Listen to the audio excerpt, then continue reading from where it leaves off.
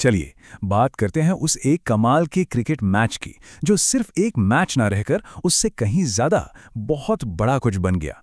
तो आज हम पहले आईपीएल की ऑनलाइन दुनिया को समझेंगे, फिर एक जबरदस्त मैच में गोता लगाएंगे, एक स्टार खिलाड़ी के शानदार प्रदर्शन को देखेंगे और जानेंगे कि फैंस ने इस रोमांच को ऑनलाइन कैसे जिंदा रखा।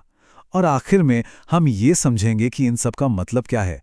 अब देखिए, मैदान पर जो हुआ उसे सही मायने में समझने के लिए हमें पहले मैदान के बाहर की दुनिया को समझना होगा। मतलब वो दुनिया जहां फैंस इस खेल को एक अलग ही लेवल पर ले जाते हैं। इंडियन प्रीमियर लीग या आईपीएल सिर्फ एक क्रिकेट टूर्नामेंट नहीं है।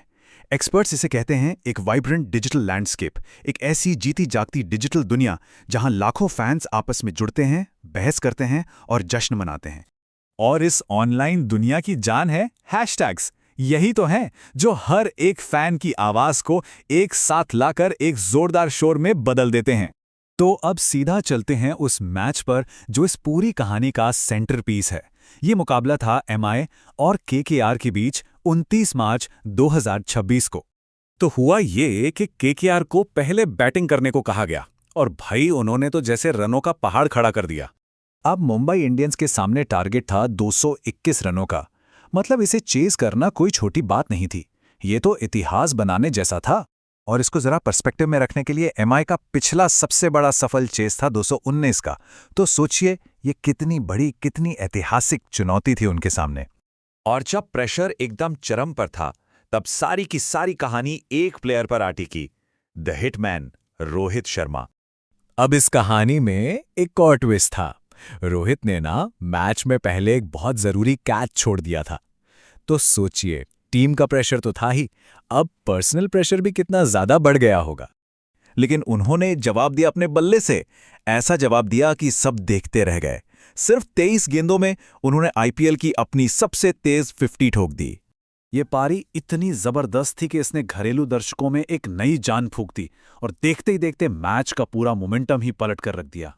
और उनकी ये 78 रनों की पारी सिर्फ मैच जिताने वाली नहीं थी, इसके साथ ही उन्होंने केकेआर के खिलाफ आईपीएल इतिहास में सबसे ज्यादा रन बनाने वाले खिलाड़ी के तौर पर अपनी जगह और पक्की कर ली। और अब आता है इस कहानी का सबसे मजेदार हिस्सा। जैसे ही मैदान का ड्रामा खत्म हुआ ना, वैसे ही मैदान के बाहर फैंस में अपनी क्रिएटिविटी का कमाल दिखाना शुरू कर दिया। फैंस ने सिर्फ ये नहीं बताया कि क्या हुआ, उन्होंने तो उसे एक नया ही रूप दे दिया। जैसे जब रोहित ने कैच छोड़ा तो कमेंट्री आई, डॉन को पकड़ना मुश्किल ही नहीं, नामुमकिन है। मतलब देखिए कैसे ड्रामा और ह्यूमर का एक जबरदस्त तड़का लगा दिया। और ये क्रिएटिविटी सिर्फ मीम्स तक ही नहीं रुकी, एक पूरी की पूरी सब कल्चर है जो मैच के खास पलों के इतने शानदार वीडियो एडिट्स बनाती है कि वो किसी फिल्म से कम नहीं लगते। और ये कोई आसान काम नहीं है, ये एक पूरी प्रोसेस है। इसमें स्लो मोशन का इस्तेमाल होता है, स्पेशल इफेक्ट्स डाले जाते हैं और सिनेमैटिक कलर ग्रेडिंग की जाती है ताकि हर एक्शन और भी ज्यादा एपिक लगे। तो जो सबसे जरूरी बात है वो ये है कि ये सब चीजें जब एक साथ मिलती हैं, खेल, फैंस और टेक्नोलॉजी, तो ये मिलकर कुछ ऐसा बना देती हैं जो सिर्फ एक मैच से कहीं कहीं ज्यादा बड़ा होता है। तो वापस मैदान पर रोहित की उस मास्टर क्लास और रायन रिकल्टन के जबरदस्त 80 रनों की बदौलत मुंबई इंडियंस ने वो ऐतिहासिक टारगेट हासिल कर ही लिया। और यही है इस पूरी कहानी का निचोड़।